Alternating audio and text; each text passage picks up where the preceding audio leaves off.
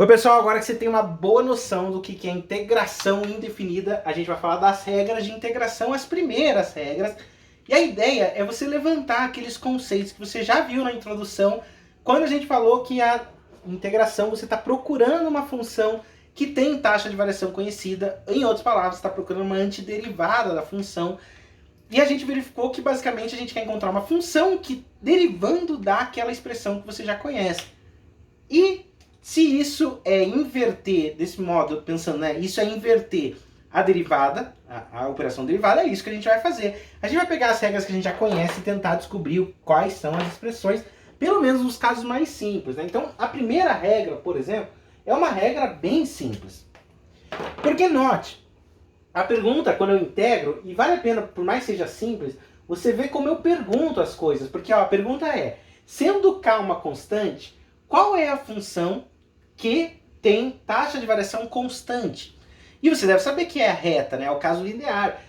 Até porque quando você deriva kx, o que se obtém é k. Então note que o que eu estou perguntando é qual é a função que tem taxa de variação constante. K é uma constante aqui da kx. Você vai falar, poxa professor, só essa a resposta? Não, por quê? Porque existe uma infinidade de soluções diferenciadas por essa soma dessa constante. Kx mais 30, Kx mais 40, Kx mais 50, qualquer número assim, derivando da K. Então a gente só testa. Como que você testa a regra de integração? Você, literalmente, deriva a resposta e vê se essa resposta bateu com a função que você tinha de entrada. Então você poderia pensar numa função assim, ó. Qual que é a integração de x elevado a n dx?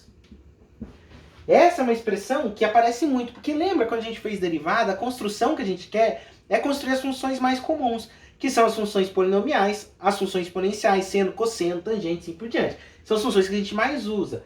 Então eu preciso do monômio para saber integrar um polinômio. E qual que é a ideia aqui? Vamos fazer com um exemplo. Não, vamos fazer assim mesmo. O que eu tenho que obter como função para derivando eu obter n? Note que até pause para você pensar sobre isso. Eu lembro quando eu fiz cálculo, eu lembro que o professor questionou até a gente chegar na resposta aqui, ó. X na n mais 1.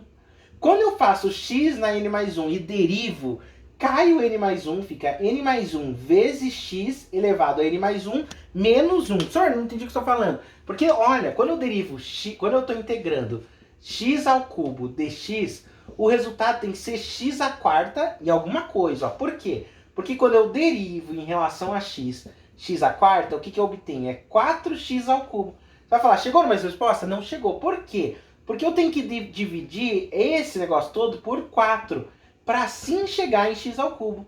Ou seja, eu tenho que dividir isso aqui por 4. Quando eu estou generalizando, eu tenho que dividir isso aqui por n mais 1. E somar com a constante.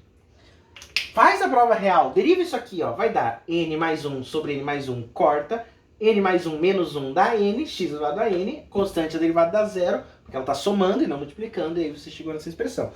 Então, essa é a expressão para você encontrar as integrações. Isso confunde um pouquinho, tá? Principalmente quando você já está muito habituado com derivada, né? E as coisas são tudo ao contrário, mas treina, porque tem que fazer alguns exercícios para você pegar o estilo, ó. Por exemplo, quando você vai integrar 1 sobre x elevado a 3 meios dx. Essa expressão você pode integrar daquela maneira. Todas as regras você tem que ter certeza que aquela expressão que você construiu pode ser enquadrada numa delas. Então note, essa integral é equivalente a x elevado a menos 3 meios dx. Então essa expressão, as duas são iguais, né? Ela é igualzinha à anterior.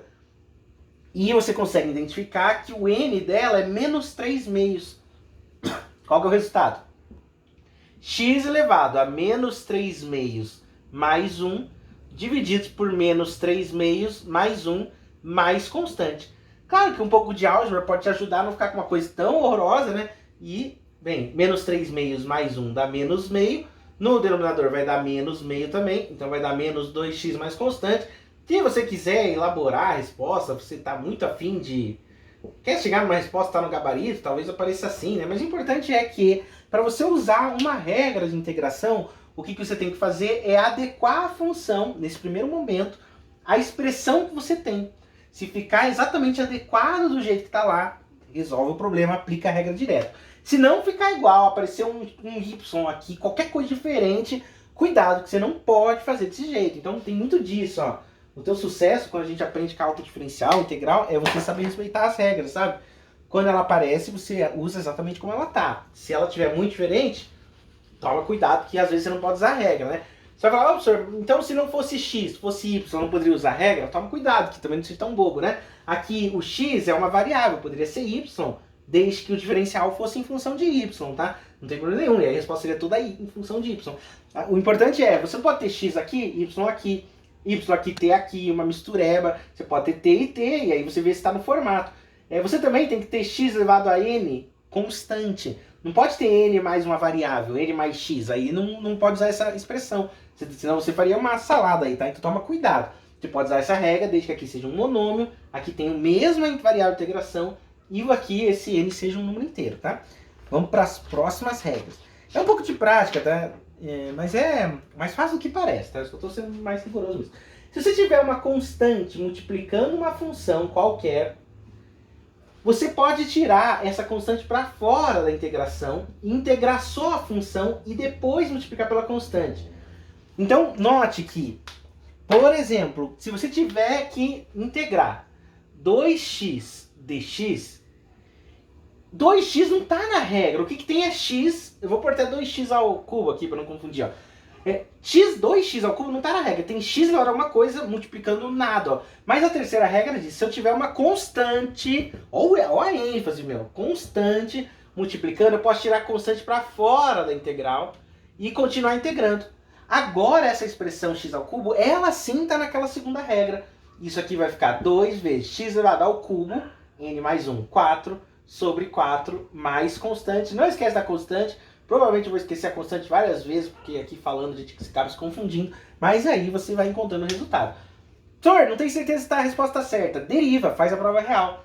4x ao cubo sobre 2 dá 2x ao cubo. Então ótimo. E a derivada da constante é zero, né?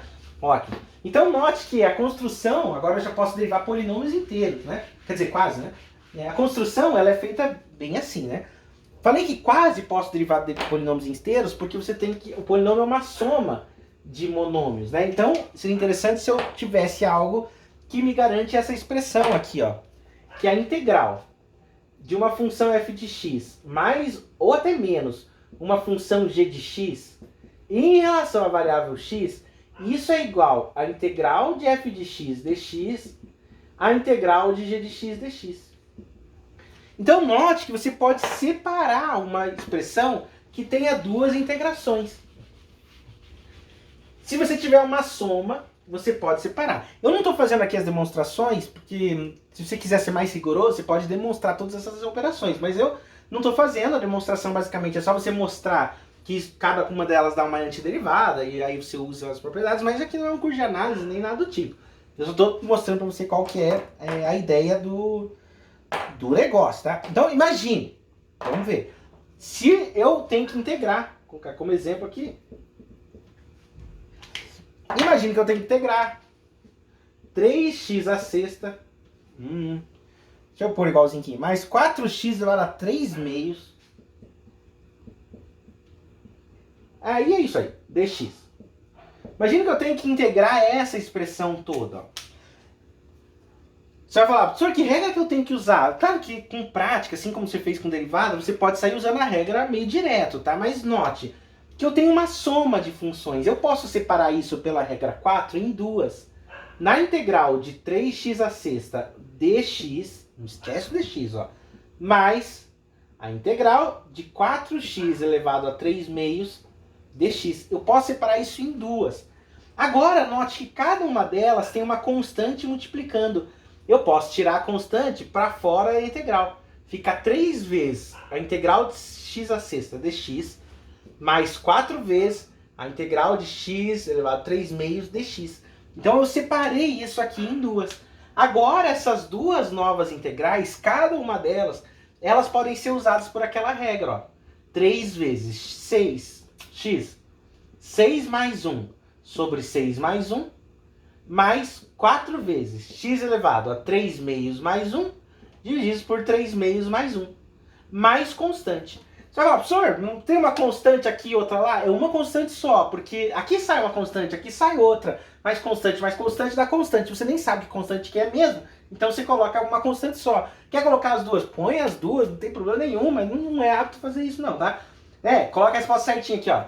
3x a 7 sobre 7 mais 3 meios mais 1 dá 5 meios. 5 meios do denominador vai dar 2 vezes 4, x elevado a 5 meios sobre 5. 5 meios, tá aqui. Vai dar mais ou menos isso, 8 quintos, x elevado a 5 meios.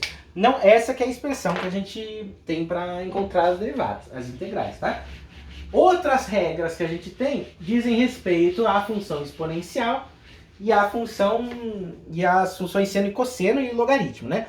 Então, vamos lá. A quinta regra. Quando você tem que integrar, deixa eu ver na ordem certa aqui, a exponencial de x em relação a x, isso dá a própria exponencial mais constante. Por quê? Porque a derivada exponencial é exponencial. Faz a prova real, não tem problema nenhum. Então apareceu exponencial de x em relação a x, dá isso aqui. Professor, exponencial de 2x, aí é outra coisa. Nem é assim que faz, tá? Sexto, se você tiver integral de 1 sobre x em relação a x, isso dá logaritmo neperiano de x mais constante. Essa integral a gente usa muito, tá? Quando a gente falou a derivada da ln, eu comentei lá, ln é a derivada 1 sobre x. Mas não falei muito sobre isso, porque a gente não usa tanto a derivada, mas na integração a gente usa demais.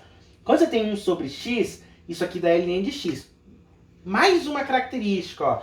1 sobre x é equivalente a x elevado a menos 1. Aí você vai falar, professor, aquela não é a regra, x na menos 1 dx? Aí você vai fazer soma menos 1 mais 1, divide com menos 1 mais 1, isso aqui dá x elevado a 0 sobre 0. Nota só que, eu não comentei, agora estou comentando, ó. Na regra x elevado a n, você pode pôr qualquer valor de n, com exceção do menos 1. Quando você tem menos 1, você tem esse 1 sobre x. A integral de 1 sobre x dx dá ln de x mais constante. Guarda isso, vai anotando, porque eu vou usando, vou chamando as regras todas as horas, mas vale a pena, faz um cartazinho, coloca no teu quarto, sei lá o que você vai fazer com isso. 7. Outras duas regras. Essa dá um nó por causa da derivada, né? Qual é a integral do seno de x dx? Isso aqui é menos cosseno de x mais constante. Por quê? Porque quando eu derivo o cosseno, dá menos seno. Com esse menos, dá mais. Então, a integral do seno é menos cosseno. O sinal fica trocado. Isso aqui dá um nó gigante. Eu, particularmente, tenho que pensar bastante até para fazer isso, mesmo dando cálculo por muito tempo. Eu lembro, minha forma de pensar, eu lembro que a derivada do seno é mais cosseno, a derivada do cosseno é menos seno. E eu me lembro que a integral é inversa. Então, uma característica, toda tabela de derivada também é uma tabela de integral, desde que você leia ela ao contrário, entende? Então, e coloca constante, né? Então, eu lembro as derivadas. E aí, quando eu integro, é só fazer o caminho oposto, que é o mesmo, né? Mesma coisa aqui, ó. Qual que é a integral cosseno de x dx? Eu não lembro de cabeça. Cara, agora eu lembro que eu tô falando disso, né? Mas dá seno de x mais constante. O que eu lembro de cabeça é que a derivada do seno é cosseno, que é a prova real. Então, essas regras aqui não são as únicas, nem perto de serem as únicas. Já vai dar uma boa noção pra gente começar a conversar.